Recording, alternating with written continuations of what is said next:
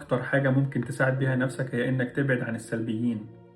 لما تسمع حد بيتكلم عن الدنيا وعن الحياة وعن كل اللي حواليه بسوداوية، لما تسمع حد بيتكلم عن غيره بسلبية، لازم تبعد عنه فورا، لأنك فاهم كويس إن السلبية دي لا هي غذاء للروح ولا دواء للعقل ولا راحة للجسم.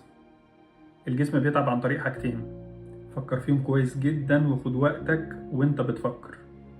انك تدي للجسم ده حاجة مش محتاجها، او انك تاخد منه او تأثر معاه في حاجة هو محتاجها. والسلبية هي اكبر مثال واضح على الاتنين دول، انك بتدخل الجسم حاجة مش محتاجها وبتاخد منه الهدوء اللي هو محتاجه.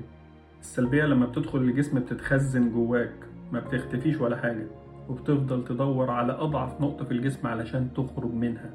وبعد كده انت اللي بتعاني، انت اللي بتتعب، انت اللي بتدفع الثمن من غير ما حد يحس. التعب احيانا ما بيكونش مرض، لكنه رسالة من ربنا سبحانه وتعالى ليك انك نسيت نفسك لما سمحت لكل اللي حواليك انه يؤثر عليك وتخزنه جواك من غير فلترة، من غير وعي، من غير حتى ما تقول لأ. فانت حتى في المرحلة دي كمان خسرت جزء من إرادتك.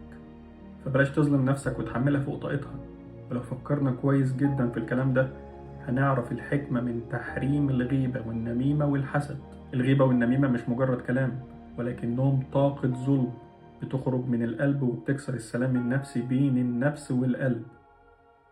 تاني حاجة، الحسد مش مجرد أمنية من الإنسان إنه يكون في مكان حد تاني، ولكنه اعتراض خافي على قسمة ربنا سبحانه وتعالى.